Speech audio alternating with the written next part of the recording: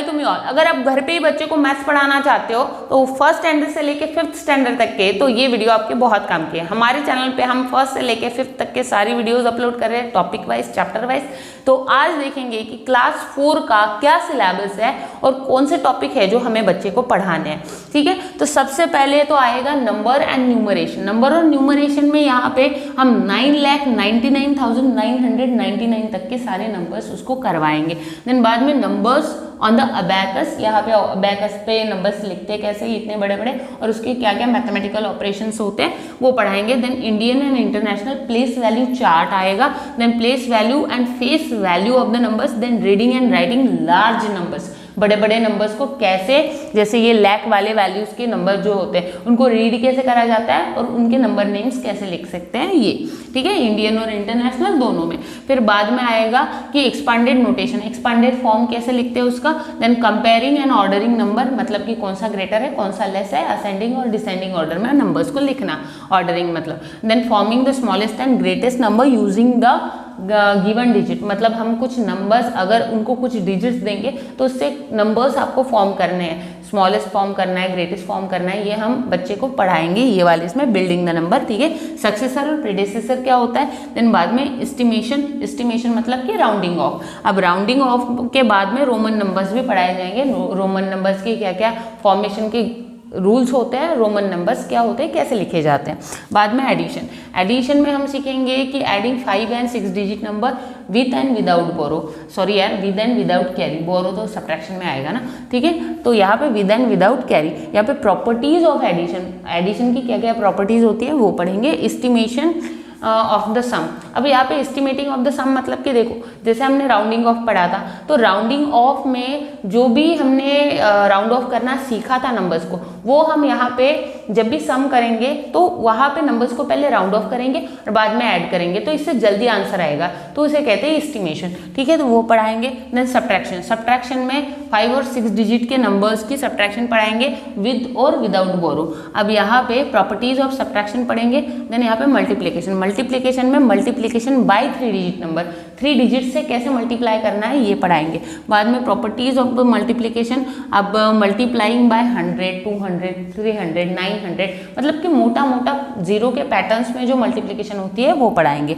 बाद में division, division में क्या आता है, डिवीजन में डिविडेंड क्या होता है, डिवाइजर क्या होता है, क्वोशंट क्या होता है, रिमाइंडर क्या होता है, ये पढ़ाएंगे। प्रॉपर्टीज ऑफ डिवीजन क्या होती है ये भी सीखेंगे। बाद में डिवीजन बाय 100, देन 10, 1000, ठीक है, and division bye 2 and 3 digit number, 2 और 3 डिजिट से कैसे डिवाइड करना है ये सीखेंगे।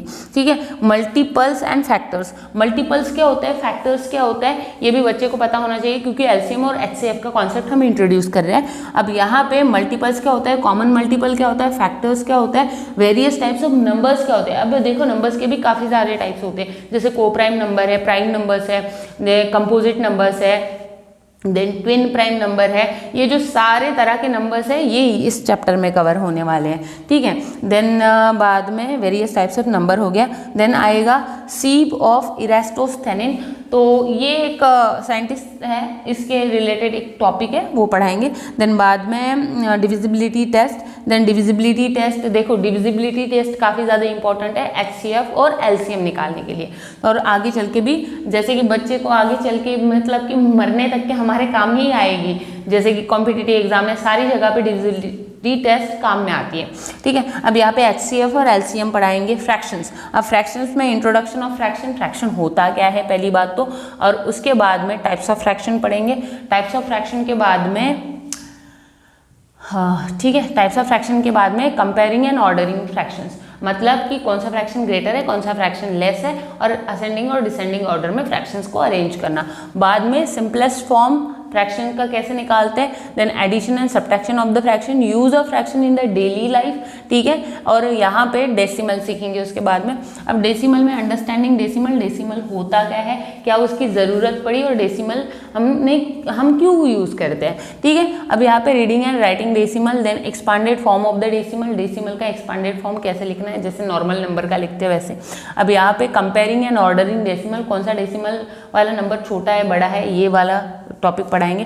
देन बाद में एडिशन और सब्ट्रैक्शन डेसिमल की, and then use of decimal in the daily life, हमारे डेली लाइफ में डेसिमल का क्या यूज है, ये डेसिमल चैप्टर में हम कवर करेंगे। ठीक है, मनी, अब मनी चैप्टर में क्या आएगा, introduction of coins and notes, introduction of coins और नोट लास्ट ईयर भी हुआ था, ये साल भी होएगा, और प्रिपेयरिंग द बिल्स, अब यहाँ पे कुछ नया है, प्रिपेयरिंग द बिल्स, बिल्स कैसे बनते हैं, ठीक है, ये टॉपिक उनको पढ़ाया जाएगा। देन मेजरमेंट, मेजरमेंट में क्या पढ़ाना है, metric measurement of the length, mass and capacity, अब यहाँ पे जो हमारे स्टैंडर्ड यूनिट्स है उसको यूज करके लेंथ, मास और कैपेसिटी के इंट्रोडक्शन और कन्वर्जेंस, यूनिट कन्वर्जेंस पढ़ाए जाएंगे। ठीक है, देन बाद में ये क्लास 4 की बात चल रही है, क्लास 4 की, ठीक है, ये सब पढ़ाना है उनको।